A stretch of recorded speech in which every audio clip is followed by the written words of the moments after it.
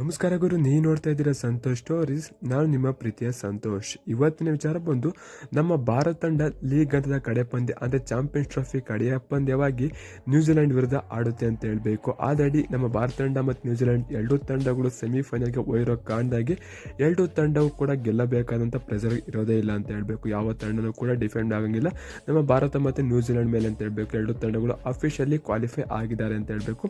ಬಾಂಗ್ಲಾದೇಶ್ ಮತ್ತು ಪಾಕಿಸ್ತಾನರು ಹೊರಗಡೆ ಹೋಗಿದ್ದಾರೆ ಗ್ರೂಪ್ ಎ ಹಂತದಲ್ಲಿ ಅಂತ ಹೇಳಬೇಕು. ಭಾರತ ನ್ಯೂಜಿಲೆಂಡ್ ಅವರು ನಾವು ಅನ್ಕೊಂಡಂಗೆ ಈಗ ಚಾಂಪಿಯನ್ ಟ್ರೋಫಿ ಶುರು ಆಗಿದ್ದ ಮುಂಚೆನೆ ಗೊತ್ತಿತ್ತು ಎರಡು ತಂಡಗಳು ಆಲ್ಮೋಸ್ಟ್ ಇವೇ ಕ್ವಾಲಿಫೈ ಆಗ್ತಾರೆ, ಸೆಮಿಫೈನಲ್ ಅಂತ ಕಾಲಿಡ್ತಾರೆ ಅಂತ. ಅದೇ ರೀತಿ ಕ್ವಾಲಿಫೈ ಆಗಿ ಕಡೆ ಪಂದ್ಯ ಆಡ್ತಾ ಇದ್ದಾರೆ ಭಾನುವಾರ ಅಂತ ಹೇಳಬೇಕು. ಇಲ್ಲಿ ಯಾರ ಗೆದ್ರು ಕೂಡ ಲಾಸ್ ಇಲ್ಲ, ಸೋತ್ರು ಕೂಡ ಲಾಸ್ ಆಗೋದಿಲ್ಲ. ಯಾವ ತಂಡಕ್ಕಾಗಿರ್ಬೋದು, ಯಾವುದೇ ಒಂದು ಟೀಮ್ ಆಗಿರ್ಬೋದು ಅಂತ ಹೇಳ್ತೀನಿ. ನಮ್ಮ ಭಾರತ ತಂಡ ಪ್ಲೇಯಿಂಗ್ ಲೆವೆನಲ್ಲಿ ಬದಲಾವಣೆ ಮಾಡುತ್ತೆ ಅಂತ ಹೇಳಬೇಕು. ಹಾಗಾದ್ರೆ ಯಾರು ಸುದ್ದಿ ಸಂಪೂರ್ಣ ಮಾಹಿತಿ ಕೊಡ್ತೀನಿ. ನಮ್ಮ ಚಾನಲ್ಗೆ ಇನ್ನೂ ನೀವು ಸಬ್ಸ್ಕ್ರೈಬ್ ಆಗಿಲ್ಲ ಅಂದರೆ ಕೂಡಲೇ ಕೆಳಗಡೆ ಕಾಣೋ ಸಬ್ಸ್ಕ್ರೈಬ್ ಬಟನ್ ಮೇಲೆ ಕ್ಲಿಕ್ ಮಾಡಿ ಸಬ್ಸ್ಕ್ರೈಬ್ ಆಗಿ, ಹಾಗೆ ಪಕ್ಕದ ಬೆಲ್ಲೈಕ ಪ್ರೆಸ್ ಮಾಡಿ ಆಲ್ ಅಂತ ಸೆಲೆಕ್ಟ್ ಮಾಡಿ. ಯಾಕಂದರೆ ನಾನು ಮಾಡೋ ಪ್ರತಿಯೊಂದು ವಿಡಿಯೋ ಎಲ್ಲರಿಗಿಂತ ಮುಂಚೆ ನೀವು ನೋಡ್ಬೋದು ಗುರು. ಸಬ್ಸ್ಕ್ರೈಬ್ ಆದ್ರೆ ಹಾಗಾದರೆ ಬನ್ನಿ ತಡ ಮಾಡೋದಕ್ಕೆ ವಿಡಿಯೋನ ಶುರು ಮಾಡೋಣ.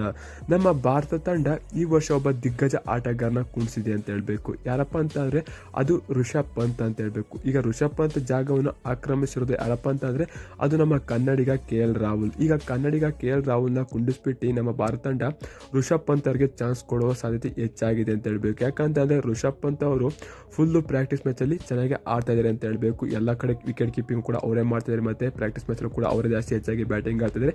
KL ರಾಹುಲ್ ಯಾವುದೇ ಒಂದು ಪ್ರಾಕ್ಟೀಸ್ ಮ್ಯಾಚಲ್ಲಿ ಆಗಿರ್ಬೋದು, ಕೀಪಿಂಗಲ್ಲಿ ಆಗಿರ್ಬೋದು ಕಾಣ್ತಿಲ್ಲ ಅಂತ ಹೇಳಬೇಕು.